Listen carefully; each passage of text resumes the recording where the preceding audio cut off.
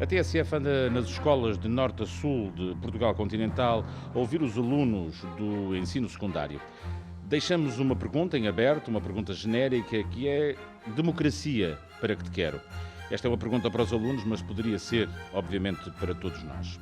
Hoje estamos no Barreiro para ouvir os alunos do ensino secundário e vamos falar hoje do Estado de Direito. Temos dois painéis de alunos e uma plateia bem composta para debater este tema. Temos a Emma Andrade, aluna do 11º ano, o Fábio Pumacal, aluno também do 11º, o Francisco Daniel, do 11º ano também, e a Irina Louro, do 12º ano. Obrigado a todos por terem vindo, como é habitual nestas emissões. Abrimos com os desafios do João Sequeira, que é o conselheiro científico desta iniciativa da TSF, em parceria com o Ministério da Educação. Boa tarde a todos. O Estado de Direito é o tema que falamos hoje. É um valor na moral política. É um valor assim como muitos outros. Assim como a democracia, os direitos humanos, a justiça social e mesmo alguns diriam a liberdade económica. Mas na realidade, a que é que nos referimos quando falamos de Estado de Direito? Estado de Direito é uma daquelas procuras que, se alguns de vocês estiverem curiosos, recomendo a todos os ouvintes e a todos os que me escutam aqui presencialmente que façam uma procura nas notícias sobre o Estado de Direito e onde é que ele aparece nas notícias. O Estado de Direito, grosso modo, é definido como a autoridade política, ser exercida num quadro de normas estabelecidas que evita normas arbitrárias e outras ações discricionárias por parte do Governo. Ações discricionárias significando ações à solta, digamos assim, sem qualquer nexo, sem alguma consequência. E requer também que o Governo preste conta sobre as suas ações e que as leis sejam aplicadas de forma igual aos cidadãos. Bom, a definição, como veem, é bastante extensa. Além disso, para estas coisas existirem todas, estes aspectos que anteriormente mencionei, as leis devem ser publicadas, devem ser claras e acessíveis, apoiadas por procedimentos judiciais que sejam independentes e transparentes. Mais uma vez, aqui vos refiro que, se forem verificar todas as notícias que aparecem, isto pode parecer um bocadinho controverso. Além do mais, além de perguntarmos o que é o Estado de Direito, temos que perguntar quando é que ele foi pensado pela primeira vez. Tecnicamente, as primeiras referências àquilo que nós poderemos assumir que é o Estado de Direito hoje, essas remontam a Aristóteles. Aparentemente, até temos hoje um dos alunos que preparou uma referência ao mesmo autor, portanto eu vou passar a referência a Aristóteles. Seguidamente, podemos dizer que com o pensamento liberal do início do século XVII, século XVIII, alguns autores começaram a pensar sobre o que é que seria o Estado de Direito, enfatizando que o governo por leis conhecidas em detrimento de decretos arbitrários, mais uma vez, aí John Locke, assim como Montesquieu, que referiu, por exemplo, a importância da separação de poderes e a questão também das complexidades processuais. Para que é que serve então o Estado de Direito? Por que é que nós queremos o Estado de Direito? Para que é que nós o queremos em democracia? Bom, tecnicamente, de acordo com a definição, o para que serve o Estado de Direito é mais do que ele próprio. Ou seja, o Estado de Direito está correlacionado, investigações acreditam, com o maior crescimento económico, porque dá maior previsibilidade. Aparentemente, quanto maior o Estado de Direito, ou quanto maior a noção de Estado de Direito num determinado país, mais as probabilidades de existir paz, mais as probabilidades de existir educação, e os resultados em termos de indicadores de saúde também são positivos. Portanto, se queremos mais destas coisas todas, então devemos advogar também por mais Estado de Direito. Por último, vou-vos perguntar, e se não existisse Estado de Direito? O que é que acontecia? Aí poderíamos ter duas opções. Ou acreditaríamos que existia um direito divino dos reis, e então acreditaríamos, por exemplo, que tínhamos alguém a governar e que essa pessoa estaria ungida, digamos assim, por Deus para conferir-lhe o poder, ou então uma coisa algo semelhante, mas que não colocaríamos Deus à discussão, e então era o direito de um homem só a governar discricionariamente e não de uma forma ordenada. Ainda assim, estas questões do Estado de Direito não estão sem as suas críticas, porque aparentemente o Estado de Direito não é respeitado em tudo, e além do mais, as situações e as pessoas diferem, e as situações dos Estados da humanidade são caracterizadas por um estado permanente de instabilidade. A crítica não é minha, é de Platão, já remonta há algum tempo, mas aparentemente continua atual, e vamos ver o que é que os alunos pensam sobre alguns Estados de Direito por Portugal e como é que o Estado de Direito se tem portado em respeito com outros direitos. João Sequeira, o conselheiro científico desta iniciativa da TSF em parceria com a Direção-Geral de Educação. E vamos então ao nosso painel de alunos. Eu vou começar pelo Francisco Daniel, que é aluno do 11º E. Francisco, como é que nós podemos... Deixas aqui um desafio interessante. Como podemos garantir a democracia num Estado de Direito? E agora eu pergunto ao contrário, mas há Estado de Direito sem democracia? Parece-me a mim que a definição do Estado de Direito, que já foi dita aqui, tem alguns buracos que podem ser utilizados por governos autoritários que podem não querer a democracia e liberdades individuais. Acho que é importante reforçar que a democracia é algo que queremos em sociedade e que temos que a proteger destes mesmos governos autoritários que podem usar esses buracos na definição do Estado de Direito para, de certa forma, enforçar um regime ditatorial, por exemplo. Se eu bem estou a entender o que estás a dizer, o Estado de Direito, portanto, a lei é que ordena, na realidade, todos estamos sujeitos, e tu dizes é que podem ser aprovadas leis para legitimar uma ditadura, ou seja, autocracia ou ditadura, é isso que tu estás a dizer. Portanto, pode haver aqui uma subversão. E democracia não é sinónimo de Estado de Direito? Não necessariamente. Não? Não me parece a mim. Parece-me que a democracia é garantir o direito ao voto a todos os cidadãos e que todos os cidadãos são iguais na sua liberdade política e que o Estado de Direito simplesmente lhes garante que são iguais perante a lei. Ambos podem coexistir, mas nem todo o Estado de Direito é democrático. Vou à Ema Andrade, também aluna do 11º E, e que deixa esta primeira pergunta. A reflexão dela vem a partir deste tópico. O Estado de Direito é algo execuível ou é somente um ideal? Ema. Acerca dessa pergunta, eu concluo que o Estado de Direito não é totalmente execuível. Nós temos a parte da teoria que nos diz que existe uma separação de poderes e essa parte normalmente funciona bem, mas depois temos a parte em que somos todos, o Estado de Direito nos diz que somos todos submetidos à lei. Eu acho que é nessa vertente que o conceito de Estado de Direito falha, porque muitas vezes nós não somos todos submetidos à lei e existem muitas pessoas que saem impunes de certos crimes ou certas ações ilegais. Daqui, eu penso que isto aqui vem mais Este aqui é mais da justiça, eu penso que isto vem mais da falta de imparcialidade, porque enquanto for o ser humano a trabalhar e a movimentar-se na justiça, nunca vai haver uma imparcialidade a 100%, porque a natureza humana simplesmente o impede. Estou interessado nisso. Explica-me lá isso. O ser humano afetado pelas emoções, sentimentos. Então tu achas o quê? Isso é interessante porque as pessoas geralmente dizem muito isso, que são as interpretações da lei, não é? E tu achas que isto devia ser feito como? Isto era tipo... Máquinas. Máquinas? Máquinas. A justiça nunca será imparcial e justa mesmo. Não inteligência artificial.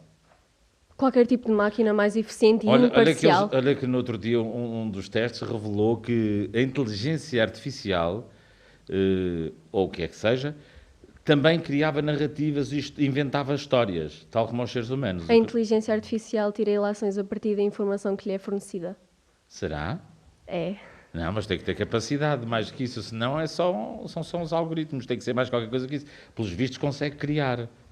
Foi uma conclusão a que chegaram, já não me lembro a conversa em concreto, qual foi a questão, mas criou uma história. Aliás, começou a sentir emoções e a falar de emoções como se fosse pai ou mãe, assim, uma coisa do género. Mas isso não existe, a inteligência artificial não tem emoções, a inteligência artificial vai buscar a descrição das sensações humanas. Não estou a falar da interpretação da lei, eu estou a falar da aplicação da lei na justiça. Sim. Sendo que há muitas pessoas, principalmente políticos, que saem impunes, os famosos cheques por baixo da mesa, e é por isso que eu acho que não há imparcialidade. Aliás, eu cheguei a esta conclusão de um modo bastante intuitivo, certo. Já que todos estes elementos me pareciam evidentemente ligados de certa forma, já que, pronto, foi o que expliquei. Muito bem. O Fábio Pomacal é aluno do 11º D. Fábio, isto tem a ver com o que a Ema, a tua colega, estava a falar. Tu queres centrar a tua intervenção no Estado de Direito e a corrupção, considerando que esse é o grande desafio que enfrenta o Estado de Direito. E agora eu pergunto, é o Estado de Direito ou a democracia que enfrenta esse desafio? Eu acredito que o Estado de Direito enfrenta o desafio da corrupção, porque a partir do momento que nós temos uma figura que ascende ao poder, isso invoca uma corrupção psicológica, porque eu acredito que quando alguém chega ao poder, crê e quer sempre mais obter mais riquezas, como prazeres, o que torna o seu espírito como pessoa. O poder corrompe. Corrompe. É aliciante o poder, mas isso sabe-se. Somos todos seres humanos, não é? É aliciante, porque depois, a dado passo, achamos que somos invencíveis, que tudo podemos, que podemos dar um passo mais além. Mas o que tu dizes é que este é, de facto, o grande desafio do Estado de Direito. Eu vou voltar aqui, mas é o Estado de Direito ou a democracia? Volto a insistir, como te disse há pouco. Que é o grande desafio. É que para a EMA é diferente, e para o Fábio também. Eles põem em patamares diferentes. Sobretudo o Fábio fala de que o Estado de Direito uma coisa pode não ter a ver com a outra, com a democracia. Sim. Uma coisa pode não ter a ver com a outra, mas o que eu queria exaltar era que quando uma pessoa está no poder, isso mina a confiança da população em relação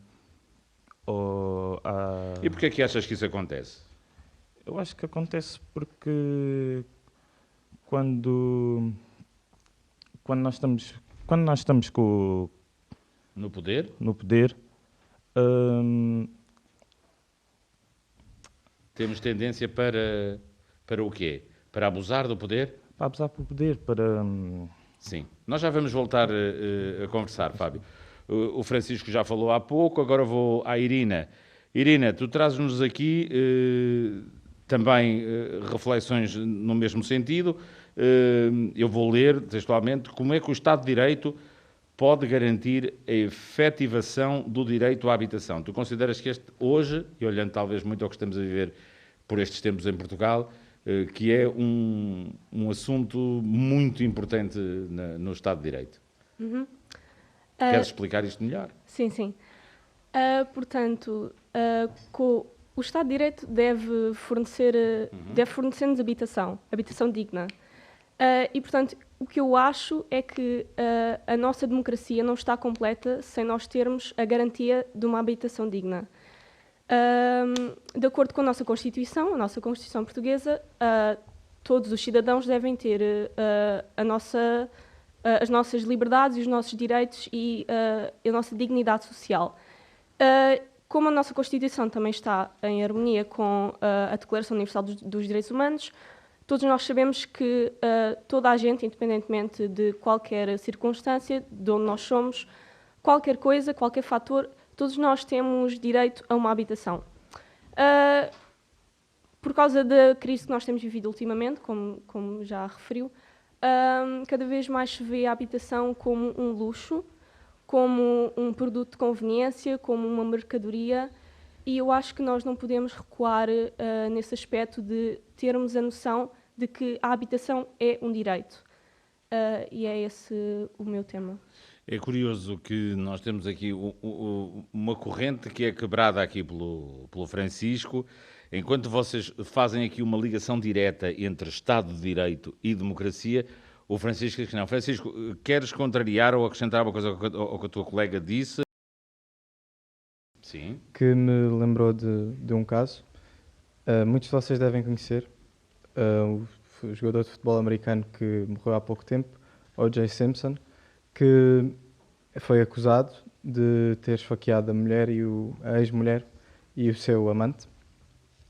E havia inúmeras provas, inúmeros testemunhos. Até acharam uma luva que correspondia com uma luva que foi encontrada na casa da ex-mulher, no carro dele, com sangue da mulher. E ele saiu impune, porque era um jogador de futebol muito conhecido na América e o sistema judicial foi tendencioso a dar-lhe esse estatuto de impune. Então ele não foi julgado, quer dizer, foi julgado, mas não foi preso, Não foi sofreu, condenado. não foi condenado, estava-me a faltar a palavra, e viveu o resto da sua vida normal e morreu há pouco tempo, e as suas últimas palavras foram: eu fiz aquilo. Mas o Estado de Direito implica, quando há um julgamento, implica que se prove. Não basta acusar. Certo, mas aqui... Isso é uma garantia. Nós termos... muitas das vezes nós vemos até nos filmes americanos, e que também existe no direito português, que é a condenação por convicção. Mas isso é muito complexo, porque se não houver provas, se houver provas, há um princípio que diz: em caso de dúvida, favorece o réu. Ou seja, o arguido, neste caso, embora tenhamos as duas figuras no sistema português. Mas, em caso de dúvida, partindo daquele princípio, que talvez seja melhor libertar um culpado do que condenar um inocente. Às vezes não é possível provar. Não, certo. Mas aqui estou a dar o exemplo de um caso concreto, que eu conheço, que havia todas e mais algumas provas de que ele era. Até depois falaram com uma mulher do júri, uma entrevista, eu não lhe sei dizer o nome, mas pode procurar depois. Sim. Falaram com uma mulher do júri e o que ela disse foi que toda a gente, 90% do júri, concordou que ele era culpado, mas simplesmente não quiseram dar o veredito de culpado por outro caso que aconteceu antes, que um homem negro que era inocente foi julgado injustamente, e o júri, foi uma vingança do júri. Foi o que ela disse, nas palavras dela. Não sou eu que estou a acusar ninguém de nada, estou a parafrasear o que ela disse. Fábio, depois tu próprio encontras aqui umas contradições, dizem que isto é um bocado arriscado, porque também podemos matar um dos direitos fundamentais, por exemplo, da democracia, que é a liberdade de expressão. Encontras algum caminho que a gente possa seguir para evitar que a democracia seja afetada? Honestamente, acho que não, porque o Estado de Direito no papel é bastante bonito, porque todos seguem a lei perante a lei, mas como a Emma disse, existem forças de poder e pessoas que não são afetadas pela mesma. E, honestamente, acho que é impossível acharmos uma utopia, pelo menos na situação como o mundo está agora, onde todos seguem o mesmo regime e todos têm os mesmos benefícios e as mesmas dificuldades. Porque é claro que uma pessoa mais pobre e com menos condições para comprar um advogado de jeito, numa situação que ela é acusada, a pessoa... Para comprar, quer dizer, no sentido de contratar. Contratar, sim. A pessoa não tem condição para chamar um advogado de jeito e a pessoa vai ter mais dificuldades num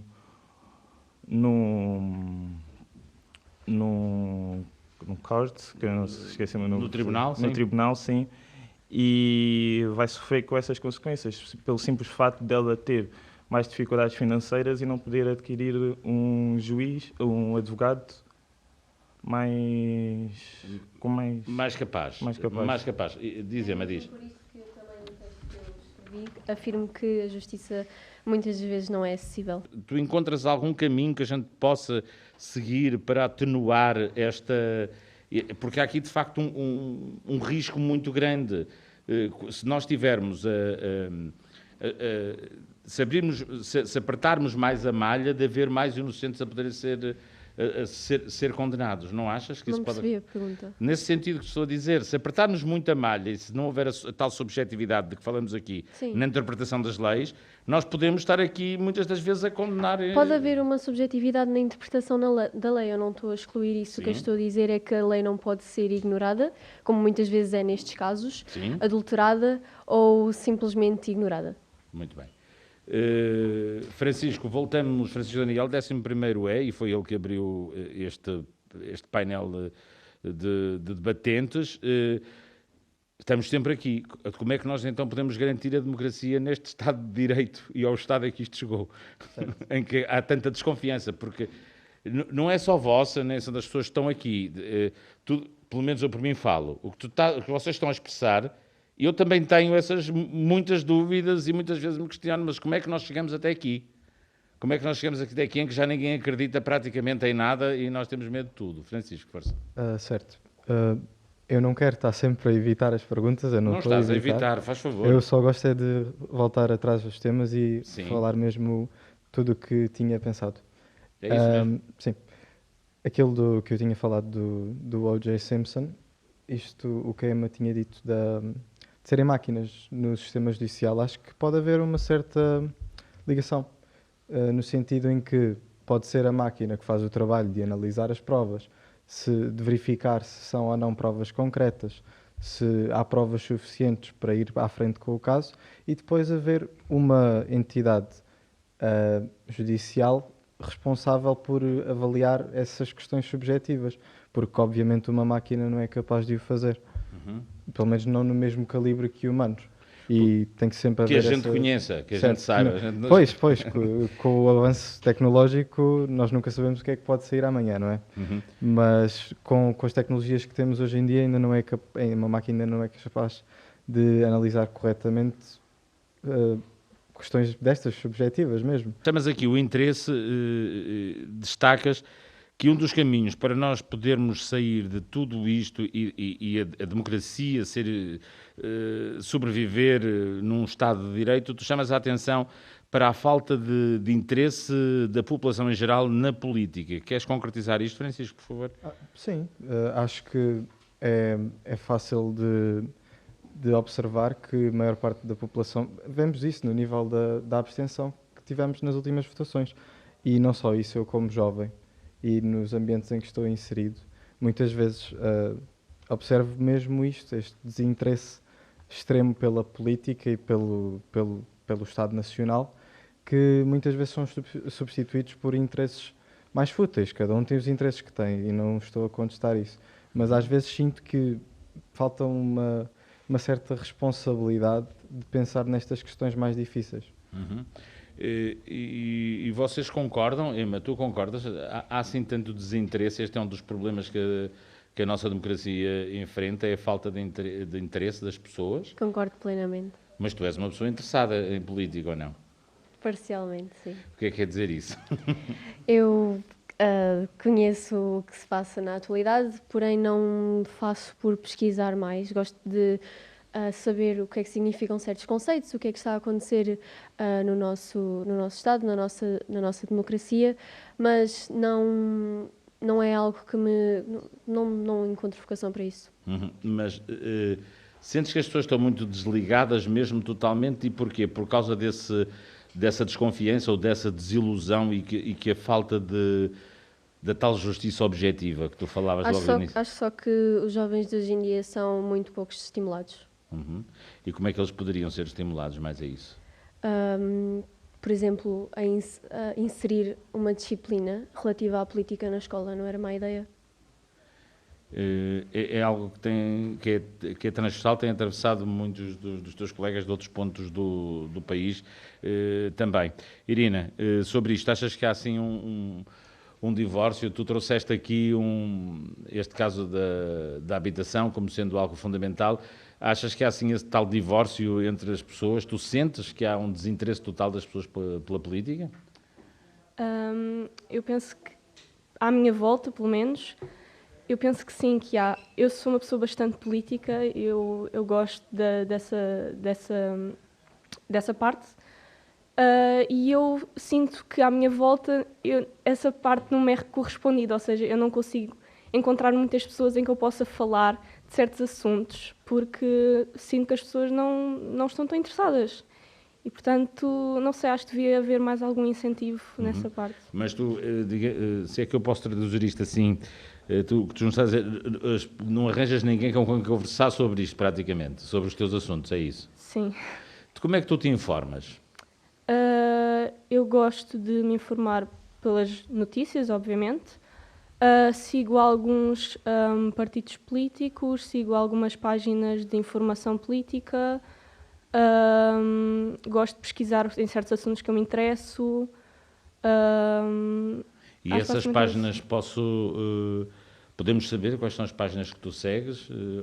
Ou é muito diversificado? É diversificado, eu não tenho assim. Eu sigo várias páginas de informação, não sei assim. Por exemplo, no setor da habitação, eu sigo várias contas no Instagram, como a conta Casa para Viver, caso é um direito, pronto, contas de... E tu sentes que os teus colegas com a tua idade não acompanham nem se preocupam com estes assuntos? Não querem saber muito ou a informação não chega até eles ou eles não a procuram, neste caso? Eu não sei, acho que não há aquela estimulação. Porque eu não digo que não possam estar interessados ou então quando o assunto vem diretamente às pessoas, as pessoas não possam partilhar a sua opinião e não saibam o que acreditam, mas não sinto que há aquela estimulação, um ambiente estimulador, não sei. Ou então talvez não vão à procura. Não sei, pode ser várias coisas. Sim, os incentivos externos também são muitos e há tanta coisa para ver, não é? E muitas das vezes as pessoas preferem optar por outras coisas porque acham que estas são muito aborrecidas. Fábio Pomacal, tu segues a política? Eu também não sou uma pessoa muito política e acredito que as pessoas da minha idade também não se estimulam muito com a política porque por causa da situação que nós temos ao nosso redor, que as pessoas quando têm muita informação no seu telefone, o que os desvia do tema que pode realmente importar, como política, a sociedade e etc. Por exemplo, eu agora, se eu quiser, eu posso simplesmente abrir o meu telefone, ir numa rede social e ficar 2 a 1 hora só arrastar para baixo a ver vários conteúdos que simplesmente estimulam o meu cérebro e deixam relaxado, e o que me impede de ir buscar informação e que me deixa preso numa caixa. Mas nós também não podemos controlar tudo, não é? Porque senão deixamos de viver numa democracia e passamos a viver numa ditadura. Agora diz autocracia, diz democracias iliberais, é assim uma coisa que são conceitos que às vezes eu pessoalmente tenho dificuldade em compreender. João Sequeira, não leves a mal. Eu tenho dificuldade, porque para mim democracia significa liberdade. Quando nós dizemos liberal e iliberal, já estamos aqui a amenizar a coisa e a criar aqui um problema. Fábio, mas no entanto, apesar desse problema todo que tu sentes, e que desde já agradeço que estás a partilhar aqui connosco, no entanto, tu tens muita informação e uma opinião muito formada, muito sustentada, não estamos a dizer se está certa ou errada, muito sustentada, sobre a corrupção. É também através daí, das redes e das redes sociais, neste caso, que te chega essa informação, ou é um assunto que te interessa, ou porque tu procuras muito também depois os algoritmos, vão dizer, pega lá a corrupção, vamos falar sobre isto, será isso? Sim, parcialmente, porque quando eu era mais novo, eu era uma pessoa que gostava muito de ver conteúdos no YouTube e, entretanto, eu entrava em vídeos que me falavam sobre problemas de vários países, como Cuba, Venezuela, e ao longo dos anos eu fui sempre recebendo conteúdos desse género.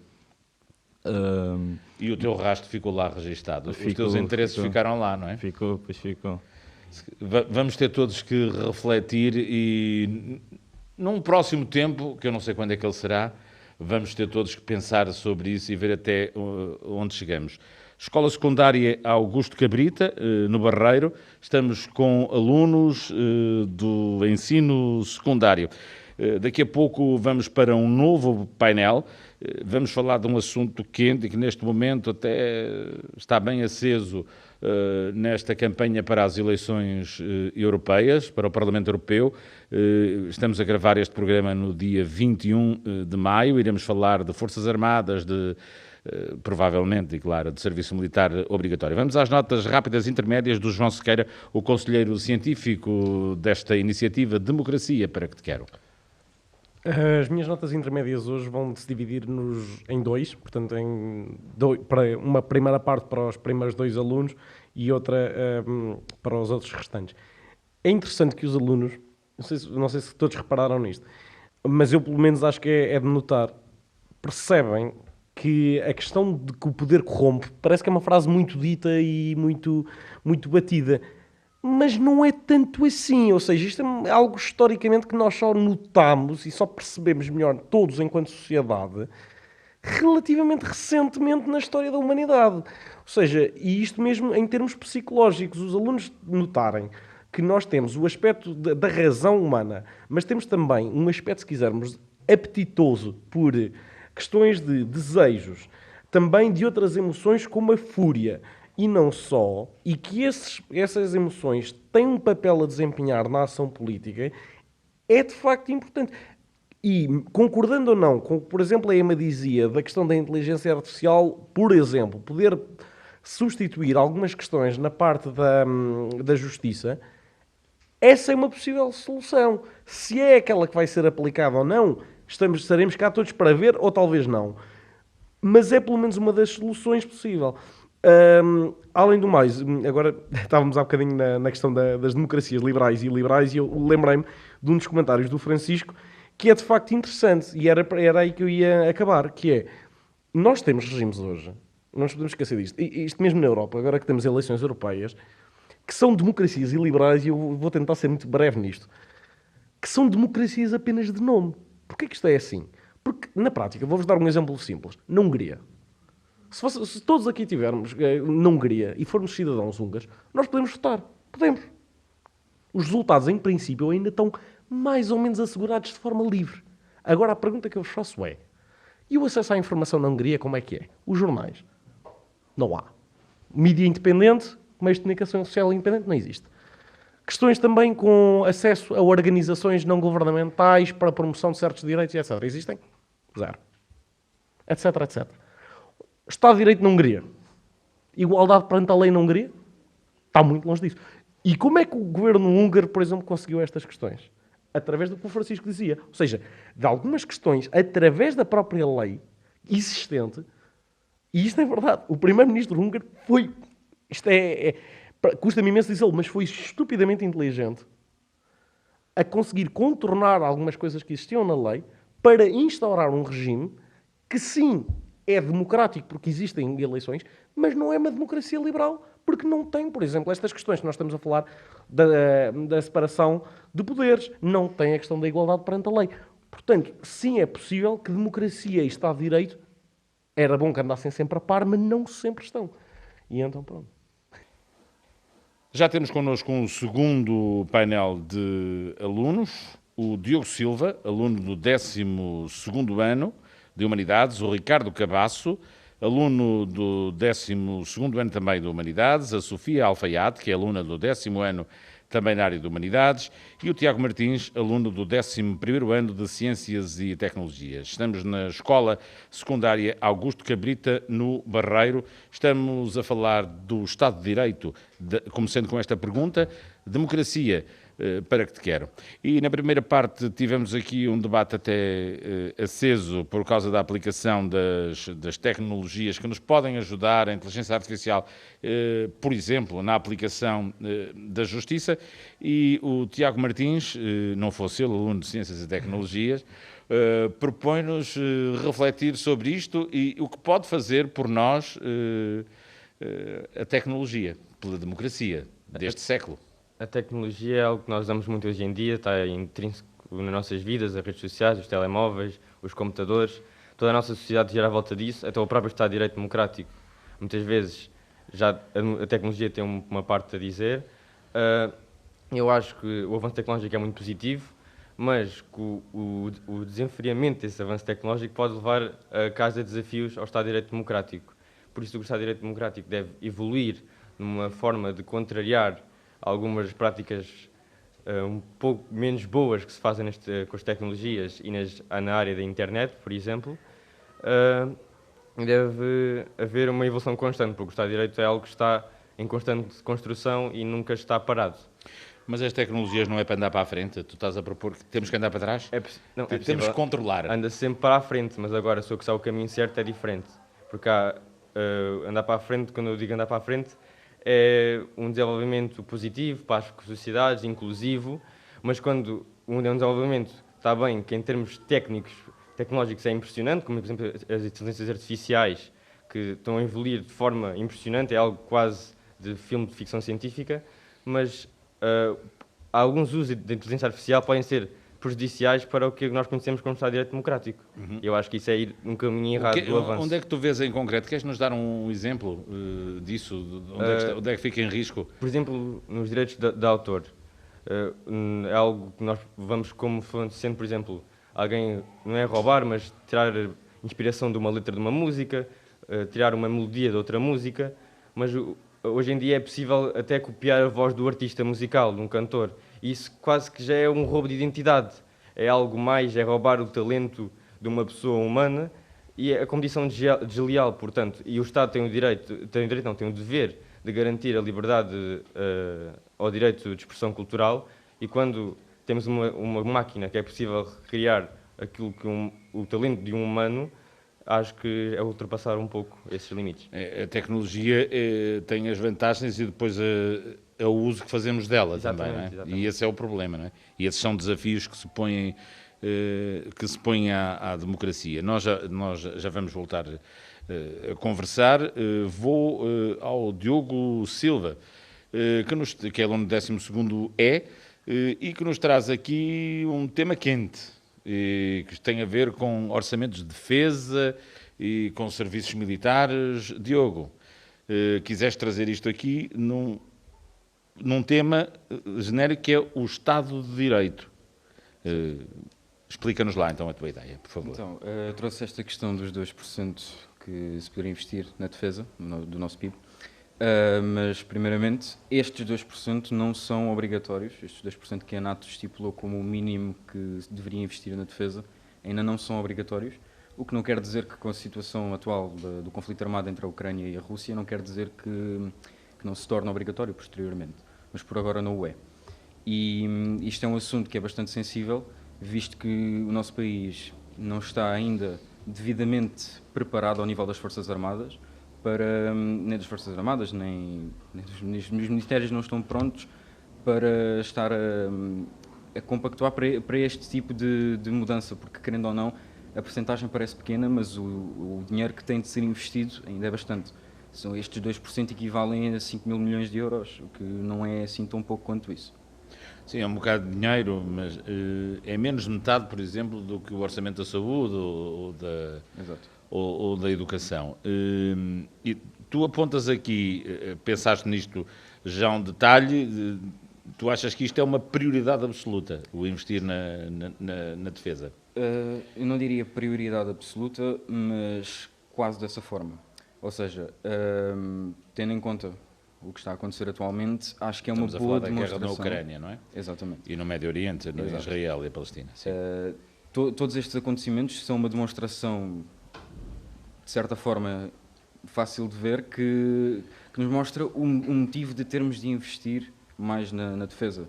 Porque é verdade, nós vivemos um período de paz durante muito tempo e pensava-se que não voltaria a acontecer mais nenhuma. E o que tu achas, se eu bem estou a entender e para atalhar caminho, é que o tempo de conversar e o tempo da razão que terminou, que agora é preciso mostrar que também temos força, é isso? Sim, e mesmo que não venha a terminar, é importante estarmos preparados para que possivelmente termine.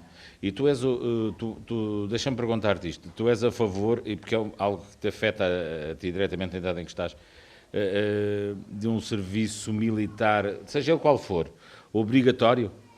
Não sou a favor. Não vejo qual seria a lógica de estarmos a tentar obrigar os jovens a perderem, entre aspas, este tempo de vida e de estudo que possivelmente estaria a ser ocupado desta forma, porque...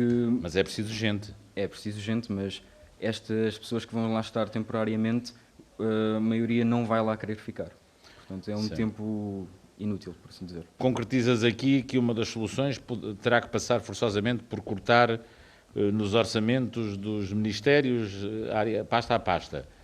Isto seria basicamente um cativo adicional que poderíamos fazer aos ministérios para que, de certa forma e equitativamente, pudéssemos utilizar e conseguir fornecer estes 2% às Forças Armadas, sem tentar, para evitarmos... E como é que tu achas que nós conseguimos? Fala-se muito agora da falta de gente. Como é que isso se pode conseguir? Com salários melhores? Por melhorar os salários, favorecer mais questões financeiras, principalmente, mas também propagar mais a mensagem, fazer mais publicidade, algo mais cativo, algo que cative mais as pessoas. E tu vês que haja entusiasmo nas pessoas da tua idade para... Já existiu mais, obviamente. Atualmente não vejo muito entusiasmo. Deixa-me ouvir os teus colegas sobre isto. Ricardo Cabasso, antes de falar sobre o teu assunto, o que é que tu achas sobre isto?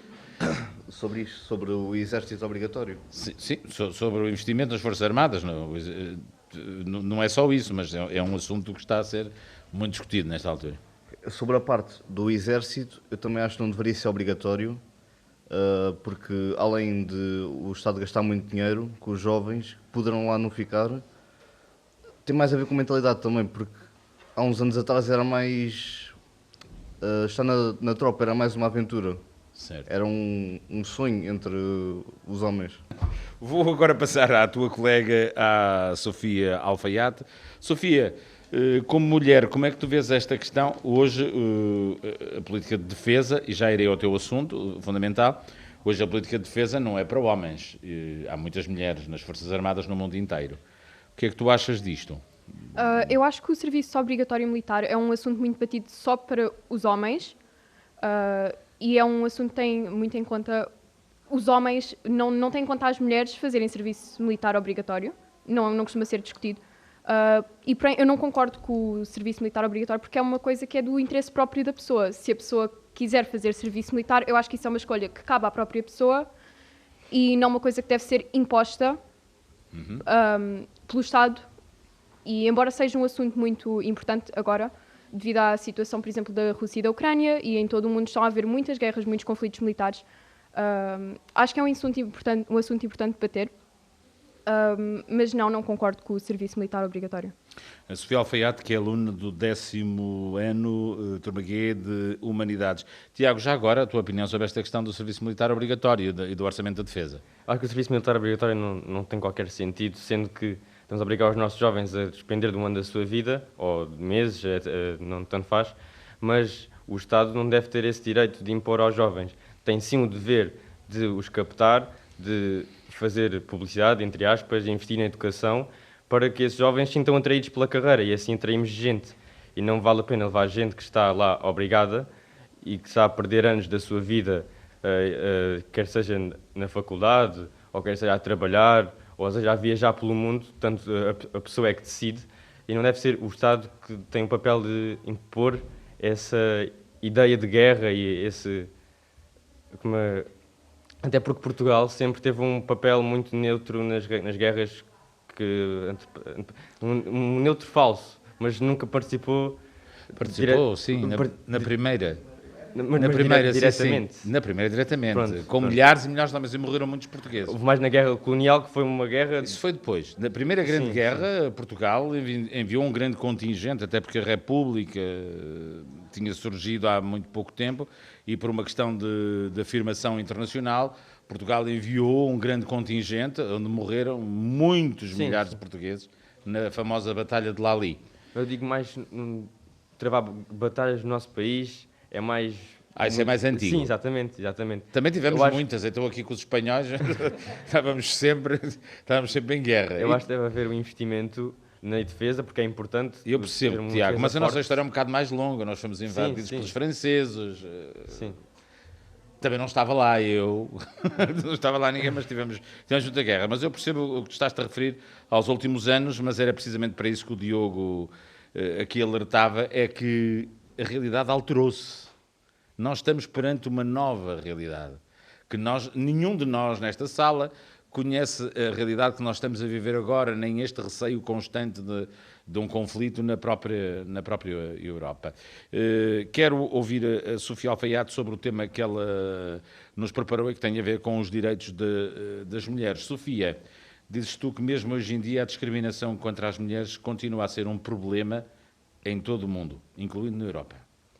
Mesmo na Europa e, por exemplo, em Portugal, onde homens e mulheres são considerados iguais, os nossos direitos são considerados iguais, muitas vezes este não é o caso. Por exemplo, no mundo do trabalho é um problema muito frequente. Eu não tenho a certeza da percentagem exata, mas em média os homens ganham mais 14 ou 16% do que as mulheres. E para não falar de casos onde, por exemplo, mulheres não são contratadas simplesmente por estarem, por exemplo, ou a idade fértil ou grávidas, onde, por exemplo, estão a perder hipóteses de trabalho simplesmente porque são mulheres. E, portanto, o Estado de Direito, ou seja, as leis existem, mas não estão a ser respeitadas. Não estão a ser aplicadas. E há, em prática, há muitas situações onde o que está escrito não é aplicado. E o que é que tu achas que nós podemos fazer? Assegurar, Essa igualdade? sim, assegurar essa igualdade. Por exemplo, uma mulher grávida, se estivesse a concorrer para um trabalho com outras 3 pessoas, Sim. obviamente não seria a candidata que seria escolhida. Porquê? Porque, por causa da maternidade, iriam estar... Obviamente queres dizer que quem está a selecionar acha que ela... não seria a melhor candidata, porque, por exemplo, teria que ficar em... Licença de licença de maternidade. maternidade, obrigada. E iriam estar a perder dinheiro, iriam ter que contratar alguém para substituir enquanto ela está fora. Causa muitos problemas e, por isso, causa então uma desvantagem.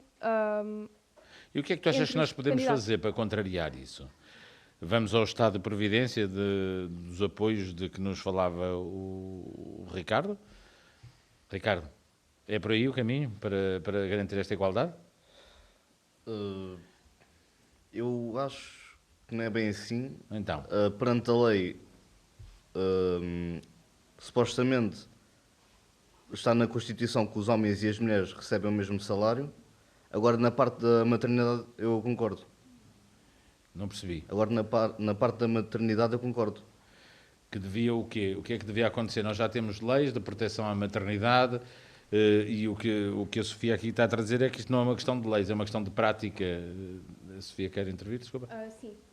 Quanto à questão do salário, embora de facto esteja escrito que homens e mulheres não podem ser discriminados pelo género no mundo do trabalho, na União Europeia isto continua a não ser verdade. As mulheres de facto continuam a ter salários mais baixos, embora esteja escrito que não pode de facto ser assim.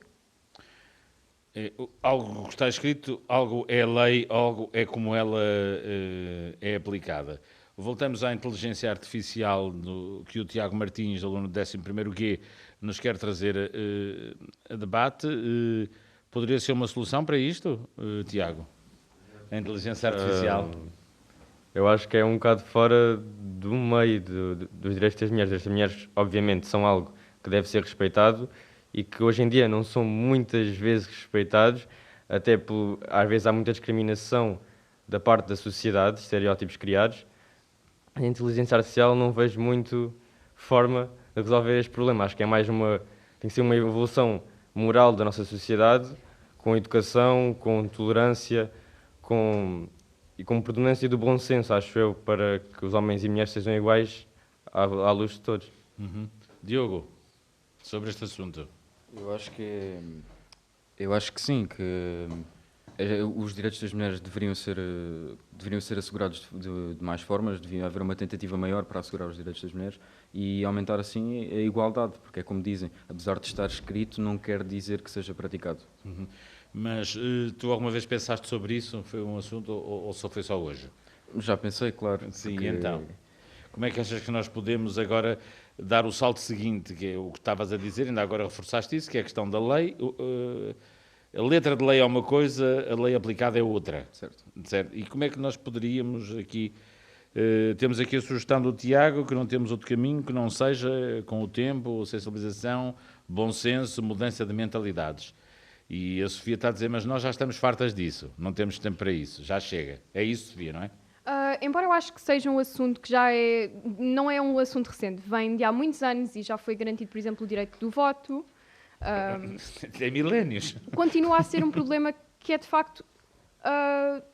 ainda acontece, é uma coisa que ainda acontece hoje em dia. E é uma questão de mentalidade, eu concordo plenamente. Eu acho que não é uma coisa que vai mudar de um dia para o outro, acho que é uma coisa que vai acontecer gradualmente, ou mudar os valores da nossa sociedade, ou implementar novas medidas, ou Diogo, sensibilizar as pessoas. mas tu estavas a falar e ias dizer, Diogo, sobre este assunto? Que tem a ver de facto com a mentalidade, porque também o ser humano vai evoluindo gradativamente e é possível que nem sequer chegue aos seus 100% e que os direitos das mulheres não sejam assegurados a 100% segundo a mentalidade de muitas pessoas, porque é difícil conseguir estes 8 bilhões de pessoas evoluírem ao mesmo tempo a uma mentalidade, torna-se difícil.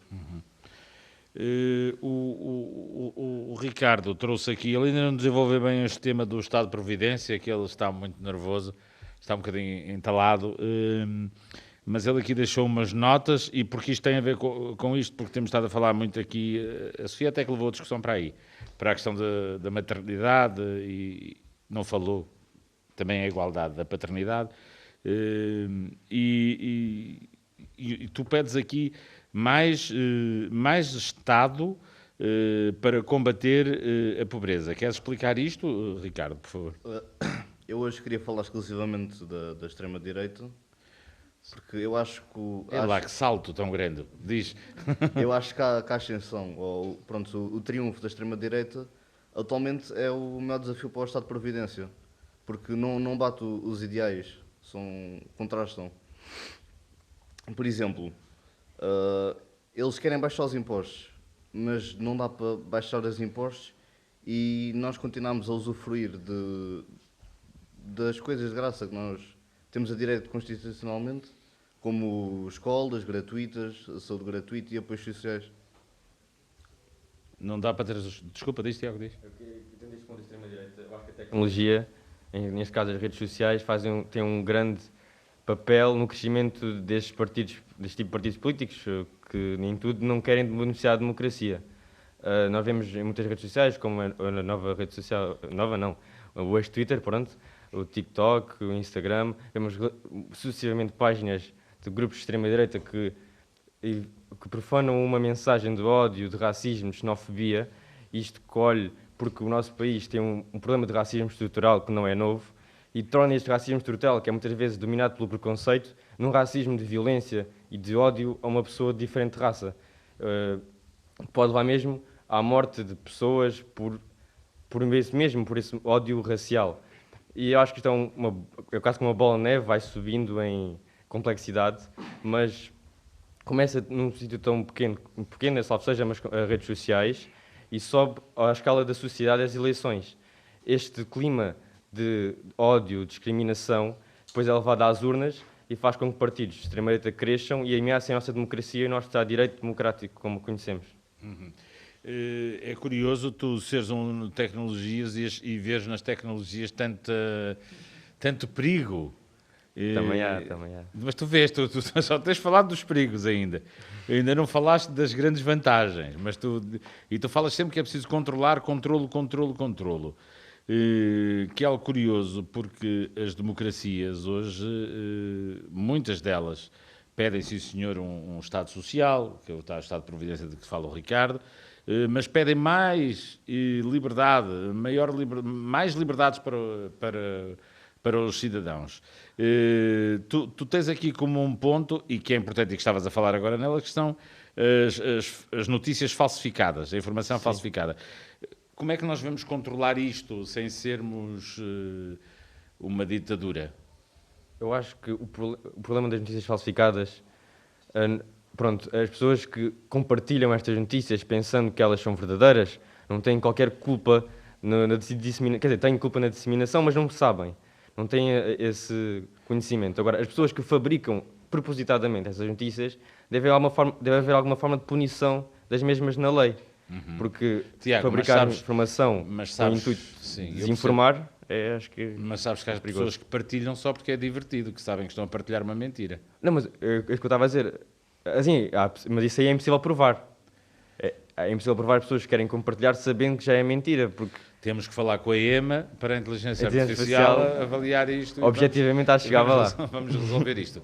Eu tenho um pedido de intervenção na plateia, que já irei a ele. Para já vou... Ricardo, o Ricardo Cabasso está com a mão no ar, aluno do 12º E. Sobre isso, eu acho que uma maneira para ajudar a controlar, não controlar, mas acalmar, era acabar com as notícias sensacionalistas. Porque, obviamente, quem escreve as notícias tem um partido, tem uma opinião política. E, normalmente, não normalmente, mas de vez em quando, não são transparentes. Quando deveriam ser. Pois era, Ricardo. E como é que a gente acaba com essas notícias sensacionalistas? Não sei, mas é uma proposta. Pois vou dizer, nem tu nem ninguém. Essa é a questão. Eu tenho um pedido de participação à plateia Peço-te só que nos digas o teu nome e de que ano és e vamos então à tua intervenção. Não é uma pergunta, é uma intervenção. Eu sou a Rita Rufino, sou do 12º E. Eu queria pegar ali nas palavras do Tiago, que ele falou das notícias, muitas vezes serem falsas, que correm pelas redes sociais. Eu acho que aqui o problema nem é... Ou seja, depois o senhor falou sobre a ditadura, como é que nós podemos evitar isto sem sermos uma ditadura. Eu acho que aqui o problema não é proibir as pessoas de fazerem ou não fazerem, porque o fruto proibido é sempre o mais apetecido, eu sempre ouvi dizer. Eu acho que é mais no caso de... O problema é as pessoas não serem informadas, se calhar, o suficiente para poderem transmitir algo. Porque nós às vezes vemos uma notícia, por exemplo, no Instagram, ou estamos a fazer scroll e vemos algo que não é verdade, mas na nossa cabeça é assim, ok, se isto está aqui é porque isto é verdade. E muitas vezes vem... Eu acho que o que nós temos que fazer é confirmar se é fidedigno ou não, ir fazer uma pesquisa, se calhar um bocadinho mais a fundo, antes de eu partilhar a minha opinião. Dá trabalho isso. Pois, mas dá um bocado de trabalho. É no mundo em que vivemos e eu acho que e não é imediato. só assim é que podemos realmente fazer a mudança e não partilhar coisas que não são verdade. Eu não sei se vocês ouviram falar da revolta na praça de Tiananmen, na China, alguma vez. Foi nos anos 90, foi uma imagem famosa de alguém que se deita em frente a um tanque de guerra. Há uma tentativa de abalar o regime. No entanto, se vocês estiverem na China e se googlarem Tiananmen, jamais vos aparecerá nada sobre isto. Vão aparecer umas fotografias lindas sobre a praça, porque a praça chama-se Tiananmen. Portanto, é isso que vai aparecer. Mas, ou seja... Se calhar nós temos que utilizar a tal da inteligência artificial do Tiago, temos aqui outros mecanismos para... não é porque está ali que é verdadeiro, é porque é, ou não é verdadeiro, é fidedigno, ou porque não é. Não podemos ir só por aí, porque está ali pode não ser fidedigno, como já todos aqui nesta sala sabemos, e tirando nós mais... talvez aí uns 8 mil milhões, saibam que o que está lá nem tudo é fidedigno, não é? Tiago, querias acrescentar alguma coisa sobre isto? Que és a estrela do debate. Eu concordo com a intervenção. Eu acho que também deve haver uma educação da população para, nas redes sociais, como informação quase como fast food, haver uma vontade de procurar mais sobre aquilo que vemos e de nos informar sobre as fontes. Sendo que depois temos este problema até que está bem atual em Portugal, que tem a ver com a liberdade de expressão. Como é que nós vamos calibrar isto? Bem, estamos neste conflito e talvez seja a provocação exata para deixar ao João Sequeira, o conselheiro científico desta iniciativa da TSF, em parceria com o Ministério da Educação. João, se há coisa que nós percebemos aqui é que o grande desafio do Estado de Direito é a internet. Pois, ou seja, já há bocadinho ríamos porque algo dos anos 90 já é antigo, mas aparentemente a internet é outra vez novidade, ou seja, a internet e as novas tecnologias, digamos assim, que é uma expressão um bocadinho, digamos assim, datada, surpreendem-nos sempre porque há sempre qualquer coisa de novo. É porque em tempos apareceram as redes sociais, agora é porque é fácil partilhar, depois é porque é fácil produzir, depois é fácil disseminar. E a questão dos alunos é interessante, porquê? Porque os alunos, o que nos referiram aqui, é que muitas destas questões da tecnologia e da democracia, eu gostei da expressão da tecnologia como fast food, honestamente, acho que é uma boa metáfora e se calhar pode ser um bocadinho isso que nós temos que fazer, que é, nós, por exemplo, no fast food temos as questões, por exemplo, não pode haver, não sei se isso é compatível com a democracia, mas não podemos ter restaurantes de fast food, agora não consigo precisar a distância, mas acho que é cerca de poucos quilómetros de escolas, por exemplo. Uhum. A minha pergunta é, será que, por exemplo, medidas deste género aplicadas à tecnologia, agora não os consigo precisar, mas o uso consciente da internet, regulado, por exemplo, nas escolas, que agora tanto se fala, coisas deste género, ou mesmo aquele papel que os alunos também falam, porque eles próprios estão conscientes, ou seja, eles vivem nesta era, certo? Mas se calhar nós não sabemos exatamente dominá-la. Nós temos é que ir aprendendo com o processo. E isso se calhar é a melhor maneira, porque de facto, eu também concordo com o que a Rita diz, se calhar um bocadinho uma costela minha mais opinativa, mas que diz que, de facto, quando nós proibimos, muitas vezes vai-nos apetecer mais. E é verdade que nós estávamos a referir o caso chinês, por exemplo, das proibições e da falta de informação, não é? Ou da censura mesmo de informação. Mas o que é curioso é que eu acho que nós conseguimos, em muitos casos, por exemplo, em regimes que não são democráticos, fazer a diferença, às vezes, não por meios tecnológicos. Acabo dizendo, por exemplo, no caso chinês, a última onda de protestos, que por acaso foi por causa do Covid-19, começou, curiosamente, através de uma folha de papel. E a revolução foi uma folha de papel A4, vazia. E a minha pergunta é, para alguns de vocês, se vocês estiverem a perguntar porquê, porque eles sabiam que uma folha de papel branca não poderia ser censurada. Estão a perceber onde é que eu quero chegar? E então, se calhar, os desafios que a internet nos traz e etc. é sermos mais criativos em algumas abordagens para poder vencer a censura em regimes que a pratiquem, ou em regimes democráticos termos esse rasgo de gênio que vai demorar, é verdade, e vamos sofrer com isso. Não podemos, e acabaria assim, não podemos ser sempre otimistas a acabar estes programas. Vai ser um problema e, acabando com uma pergunta que há bocadinho fazia aos alunos o nosso jornalista, ontem nos debates também perguntavam a alguns partidos políticos sobre a questão da desinformação, da liberdade de expressão, e está toda a gente preocupada com isso. A verdade é que ainda não sabemos responder e vamos provavelmente demorar algum tempo para conseguir fazê-lo. Os desafios do Estado de Direito na Escola Secundária Augusto Cabrita, no Barreiro. As notas finais de João Sequeira, o conselheiro científico, ele que é politólogo. Alexandre Almeida fez a produção desta emissão. A imagem com a Global Imagens, para quem nos acompanhar nos podcasts, em tsf.pt, nas plataformas habituais. A sonorização e os cuidados técnicos do José Manuel Cabo.